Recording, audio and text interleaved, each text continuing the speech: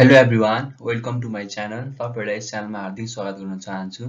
आज चाहिँ हामी यस भिडियो अन्तर्गत रहेर क्लास 11 को बिजनेस स्टडीको इन्ट्रोडक्सन अफ बिजनेस र त्यसको क्यारेक्टरिस्टिक्सको बारेमा छलफल गर्नेछौँ।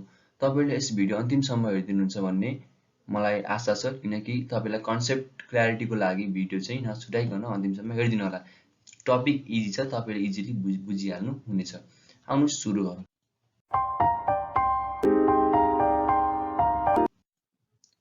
सुरुमा बिजनेस भनेको के हो बुझौँ।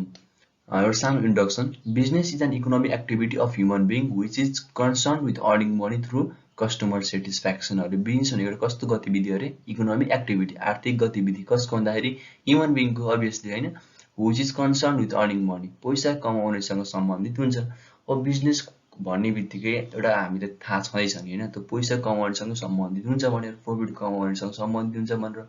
तर पैसा कसरी कमाउने भन्दाखेरि कस्टमर सेटिस्फ्याक्सन चाहिँ छलेर ठगेर होइन, कसरी कस्टमर्सलाई सेटिस्फ्याक्सन पुर्याएर मात्र बिजनेस गर्न सकिन्छ। अब किनकि कस्टमर सेटिस्फ्याक्सन किन इम्पोर्टेन्ट छ भने तपाईलाई लाग्यो भने बिजनेस भोलि लङ टर्मको लागि गरिन्छ, जुन अहिले हामी पढ्ने नै छौँ। अब लङ टर्मको लागि गर्नको लागि तपाईसँग कस्टमर्स हुनुपर्छ, हो किन? कस्टमर्स तपाईलाई चाहिरहेको छ। अब कस्टमर चाहिँ भएन भने भोलि तपाईको सामान, भोलि तपाईको सर्भिस कसले लिदिने? लिने मान्छे पनि चाहियो। त्यही भएर बिजनेस, त्यही भएर कस्टमर्सहरू चाहिन्छ। त्यही भएर पनि अब कस्टमर्सहरू चाहिन्छ भने चाहिँ उनीहरूलाई सेटिस्फाई पनि गर्नु पर्यो आफ्नो सर्भिसदेखि, होइन? त्यही कारणले पनि कस्टमर्सलाई satisfaction is the main important है। यति कुरो तपाईँ बुझ्नुहोस्। यति कुरो यदि तपाईँ लेख्नुभयो भने राम्रोसँग बुझेर तपाईँको इक्जाममा राम्रो मार्क्स आउँछ। अब अर्को हेरौँ। Business involves all the human activities of production, distribution and exchange of goods and services for earning profit and wealth. कस्तो क्षेत्रमा इन्भल्भ हुन्छ अरे? प्रोडक्सन सेक्टरमा, डिस्ट्रिब्युसन सेक्टरमा, and exchange of goods and services for earning profit and wealth. अब production भन्नाले जस्तै मानिलिउँ अम्बे स्टिल्स, त्यसले के गर्छ? रड एन्ड फ्याक्ट्रीहरू, रड एन्ड टिनहरू प्रड्युस गर्छ। त्यो म्यानुफ्याक्चरिङ इन्डस्ट्री भयो। अब त्यसले कुन सेक्टरमा लाग्यो? यो प्रोडक्सन सेक्टरमा लाग्यो, हो कि होइन? अब त्यो उसले बनाएर मात्र भएन, कस्टमर सामु पुर्याउनु पनि पर्यो। अब कस्टमर सामु पुर्याउन कसले मद्दत गर्छ?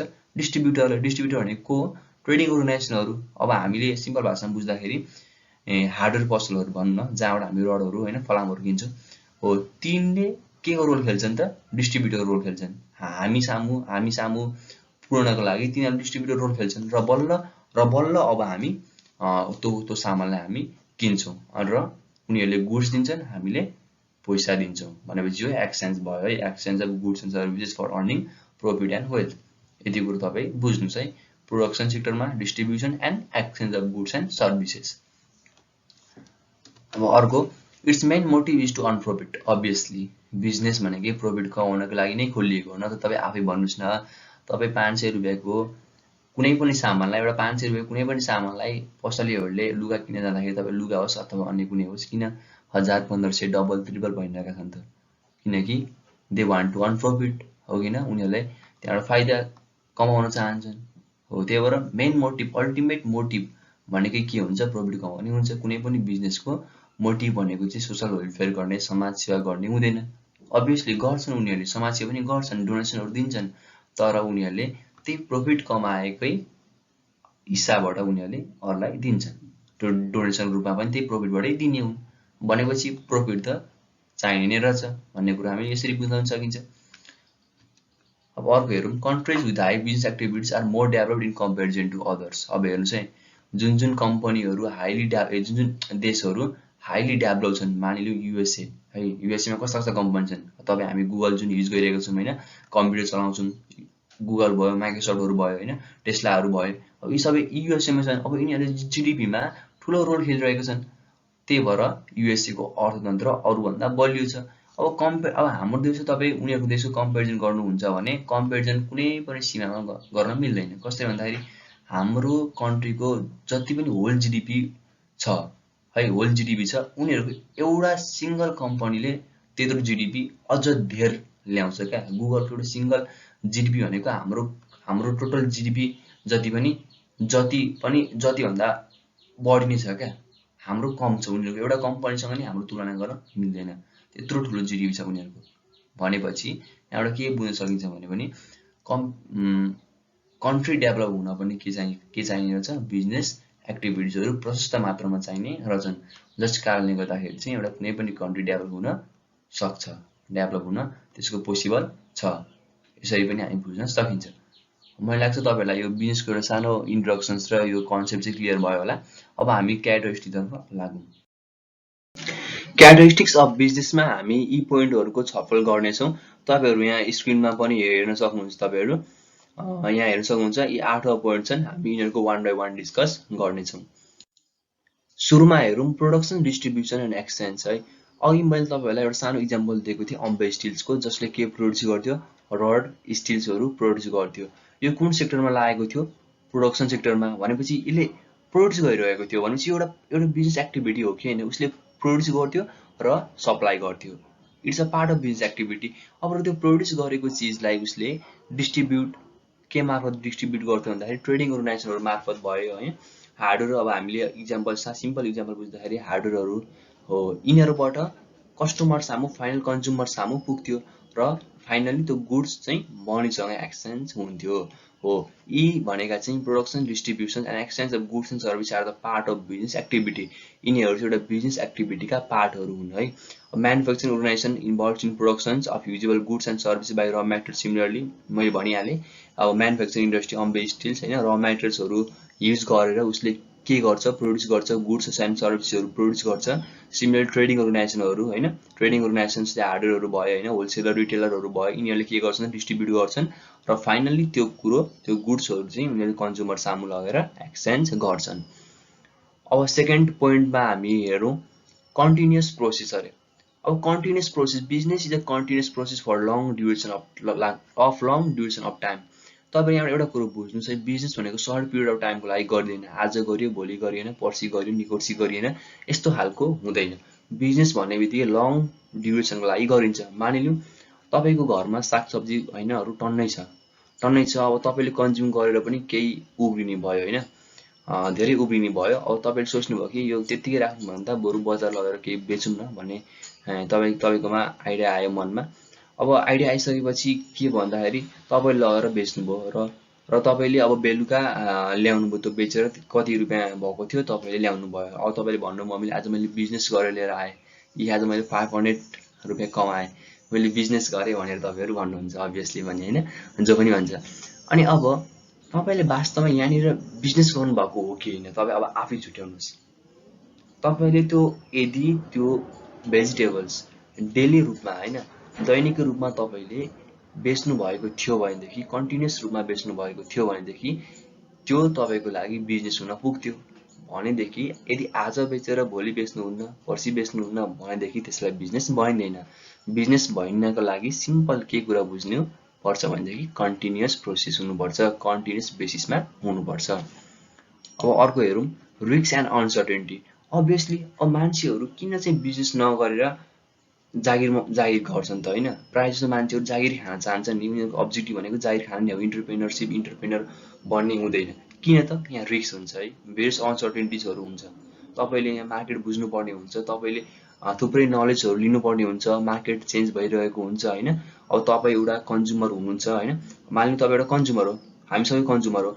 अब कन्ज्युमर, अब तपाईँको डिमान्ड, तपाईँको निड है, तपाईँको फेसन, तपाईँको टेस्ट दिनौँ चेन्ज भइरहेको छ कि राख्दैन भन्नुहोस् न। तपाईँलाई आज यसपालि तपाईँलाई 1 महिनासम्म तपाईँले जुन लगाइरहनु भएको थियो, अब तपाईँ अर्को महिनापछि तपाईँलाई फरक किसिमको लगाउन मन लाग्छ भनेपछि तपाईँको फेसन चेन्ज भइरहेको छ है, त्यो कुरो पनि बुझ्नुपर्छ हो कि न।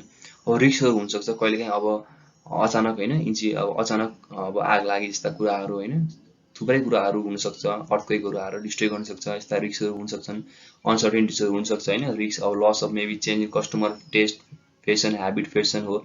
कन्टिन्युस बेसिसमा अब के गर्नुपर्छ, रिसर्चहरू गरिरहनुपर्छ हो। यस्ता अनसर्टेनिटिज, यस्ता रिस्कहरू हुन्छन् है। यो पनि एउटा क्यारेक्टरिस्टिक्स अफ बिजनेस हो। रिस्क एन्ड अनसर्टेनिटिज हुँदै हुँदैन भन्ने कुरो त झन् हुने नै भएन है, अभियसली हुन्छन्। अब अर्को छ यहाँ प्रॉफिट मोटिभ अरे। अभियसली बिजनेस भनेको प्रॉफिट मोटिभ है, प्रॉफिट कमाउनको लागि गरिन्छ एन्ड म्याक्सिमाइज वेल्थ। अब प्रॉफिट कमाउने, आफ्नो वेल्थलाई म्याक्सिमाइज गर्ने, आफ्नो सम्पत्तिलाई म्याक्सिमाइज गर्ने।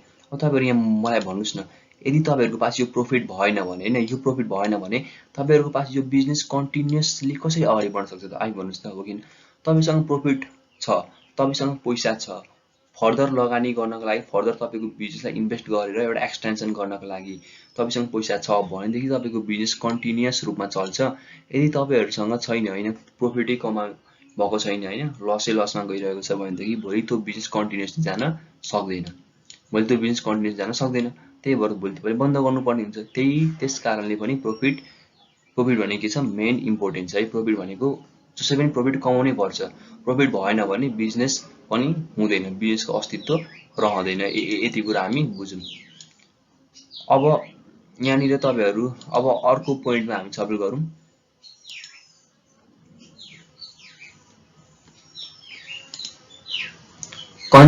कन्ज्युमर सेटिस्फ्याक्सन अरे। अब अघि पनि हामी एउटा सानो डिस्कस गरेको थियौँ, कन्ज्युमर सेटिस्फ्याक्सन्स। अब तपाईँलाई यहाँनिर हामी अझै बुझाउन चाहन्छु। इन कम्पिटेटिभ मार्केट, अब कम्पिटेटिभ मार्केट भन्ने बित्तिकै यहाँ सुन्नुहोस्, बिजनेस यो दुनियाँमा तपाईँ मात्र बिजनेस गरिरहनु भएको छैन। हुनसक्छ तपाईँले गरिरहेको बिजनेस अन्य अलरेडी एक्जिस्ट छ बजारमा, अरूले पनि गरिरहन सक्छ त्यो बिजनेस, हो किन? भनेपछि अब अलरेडी त्यो बिजनेस अरूले पनि गरेको छ भनेदेखि तपाईँकोमा अभियसली एउटा कम्पिटिसन आउँछ, हो किन? कम्पिटेटिभ हुन्छ। त्यसले भन्दा मैले बढी सेल्स गर्ने होइन, कस्टमर्सहरू चाहिँ त्यसले भन्दा म बढी बनाउने खालको एउटा नेचर अभियसली हुन्छ। अब मानिलिउँ तपाईँले कस्टमरलाई सेटिस्फाई गर्नुभएको छैन, तपाईँको प्रोडक्टदेखि कस्टमर्स खुसियाली छैनन् भनेदेखि भोलि तपाईँको बिजनेसमा, भोलि तपाईँको कम्पनीमा ती कस्टमर्सहरू आउँदैनन्, अन्तै जान्छन्, हो किन? अन्तै जान्छन्। यो किन त? किनकि तपाईँले कन्ज्युमरलाई सेटिस्फाई गर्न सक्नु भएन। अब मानिलिउँ रम्पम र वाइवाईको इक्जाम्पल दिउँ है, यी दुईवटा। अब यदि वाइवाई भनेको खतरा चलिरहेको छ होइन, रम्पम भन्दा पनि अहिले साउथको नुडल्स इन्डस्ट्रीमा वाइवाईको राज छ भन्दा केही हुँदैन। अब भोलि गएर यसले होइन, अब यसैको भरमा चाहिँ भोलि यसले गरेर ठगी गऱ्यो होइन, एडल्ट्रेसनहरू गऱ्यो होइन, यसले चाहिँ अब हामीलाई राम्रो क्वालिटी त्यो फुड्स दिएन, क्वालिटी नुडल्स दिएन भनेदेखि अभियसली रम्पमले मार्केट क्याप्चर गर्छ। किनकि यसले रम्पमले के गर्छ, वाइवाईको विकनेसलाई पकड्छ, वाइवाईको विकनेसलाई आफ्नो स्ट्रेन्थ बनाउँछ र भोलि यसले कन्ज्युमर्सहरूलाई सेटिस्फाई गरेर मार्केट आफ्नो हातमा बनाउँछ। हो, यसरी चाहिँ बिजनेस चल्छ र रन हुन्छ। मलाई लाग्छ तपाईँलाई यो 5 नम्बरसम्ममा आउँदाखेरि कुनै पनि कन्फ्युजन छैन होला। अब हामी नेक्स्ट डिस्कस गरौँ। म्युचुअल एडभान्टेज चाहिँ, म्युचुअल एडभान्टेज भने के हो त है? Business is mutual advantage concept. It is one sided beneficial activity. In this method both the parties fulfil there needs. अब हेर्नुहोस्, बिजनेस भनेको अब प्रफिट बिजनेस गर्नेकै हकमा मात्र हुँदैन। अब बिजनेस गर्नेले त प्रफिट कमाउँछ, म कन्ज्युम गर्नेले मैले के पाउँछु? गुड्स पाउँछु होइन। त्यो मैले चाहिरहेको कुरो होइन, मैले डिमान्ड गरिरहेको कुरो, मैले निड, मेरो त्यो चाहना थियो कि म मानिलिउँ न, म एउटा राम्रो खालको ज्याकेट किनौँ होइन, मेरो त्यो एउटा चाहना थियो, मेरो विस थियो। अब म बजारमा गएर किनेँ, मैले के दिएँ? पैसा दिएँ, त्यो व्यापारीलाई मैले पैसा दिएँ, मैले के पाएँ? ज्याकेट पाएँ। भनेपछि यहाँ मैले आफ्नो विस फुल, डिमान्ड, निड पनि फुलफिल गरेँ, उसले पनि त्यस बाबत के कमायो? थोरै पैसा पनि कमायो। त्यही भएर यो केसमा भनेको म्युचुअल एडभान्टेज भयो। त्यो जो मान्छेले बेच्यो त्यसले पनि पैसा कमायो, मैले पनि आफ्नो डिजायर फुलफिल गरेँ। भनेपछि it is mutual advantage concept है। वान साइडेड बेनिफिशियल एक्टिभिटी कहिले पनि हुँदैन है। अब त्यसैले प्रफिट कमाउँछ, हामीले त के नै पाउँछौँ, हामीले ठगिन्छौँ मात्र भन्ने चाहिँ हुँदैन। तपाईँले पनि एडभान्टेज पाइरहनु भएको हुन्छ, तपाईँले आफ्नो डिजायर फुलफिल गरिरहनु भएको हुन्छ। नेक्स्ट डिस्कस गरौँ इकोनोमिक एक्टिभिटी। अब इकोनोमिक एक्टिभिटी मैले भनिराख्नु नपर्ला। अब बिजनेस भनेको एउटा इकोनोमिक एक्टिभिटी हो, आर्थिक गतिविधि हो जुन हामीले अघि नै पनि डिस्कस गरिसकेका छौँ। अब है प्रोडक्सन्स भयो होइन, distribution and exchange of goods and services for economic gain. अब इकोनोमिक एक्टिभिटी के कारणले गर्छन् त, कुन कार्य हुन्छ भने यिनीहरूको प्रोडक्सन्समा हुन्छ, distribution and exchange of goods and service for economic gain. अब यो प्रोडक्सन्स के का लागि गरिन्छ? इकोनोमिक एक्टिभिटीको लागि गरिन्छ होइन, पैसा कमाउनको लागि गरिन्छ। अब डिस्ट्रिब्युट के कारणको लागि गर्छ? पैसा कमाउनको लागि गर्छ। And exchange of goods and service. अब यो एक्सचेन्ज भनेको त त्यही डिस्ट्रिब्युटरले कन्ज्युमरसँग एक्सचेन्ज गरेको भइहाल्यो गुड्स र सर्भिसेसहरू होइन त। यी कुराहरू चाहिँ सबै इकोनोमिक एक्टिभिटी हुन्। बिजनेस भनेको एउटा आर्थिक गतिविधि गर्नको लागि गरिन्छ है।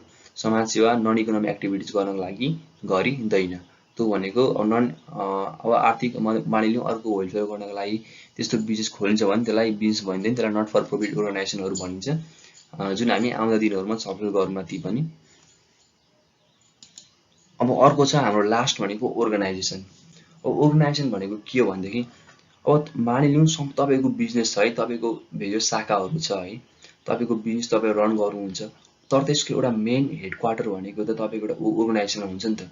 त्यहाँ बसेर तपाईँले हेर्नु भएको हुन्छ कि कहाँनिर के भइरहेको छ, त्यहाँनिर इम्प्लोइहरू तपाईँ खटाउनु भएको हुन्छ होइन, म्यानेजरहरू हुनसक्छन् होइन, थुप्रै इम्प्लोइहरू हुनसक्छन् जुन तिनीहरूको अन्डरमा राखेर तपाईँले काम गर्नुपर्ने हुन्छ, तिनीहरूको अन्डरमा तपाईँले कामहरू छोडिदिनुहुन्छ। अब त्यहाँ काम गर्ने जुन वर्करहरू हुन्छन् होइन, काम गर्ने जुन वर्करहरू हुन्छन् तपाईँको अर्गनाइजेसनभित्र, अब ती वर्करहरूलाई कतिको तपाईँले उनीहरूको क्यापेबिलिटी है, उनीहरूको एबिलिटी अनुसार तपाईँले कामहरू छुट्याइदिनु भएको छ है, कतिको राम्रो डिभिजन अफ वर्क छ है, कतिको तपाईँले उनीहरूको भविष्य सुनिश्चित गर्ने तरिकाले त्यसरी तपाईँले आफ्नो इम्प्लोयरलाई राम्रो सुविधाहरू दिनुभएको छ। यी सबै पनि म्याटर गर्छन् है, यी सबै तपाईँले गर्नु पनि पर्छ। एउटा राम्रो अर्गनाइजेसन स्ट्रक्चर बनाएको लागि यी इलिमेन्टहरू भनेका चाहिँ तपाईँले एकदमै ध्यान दिनुपर्छ।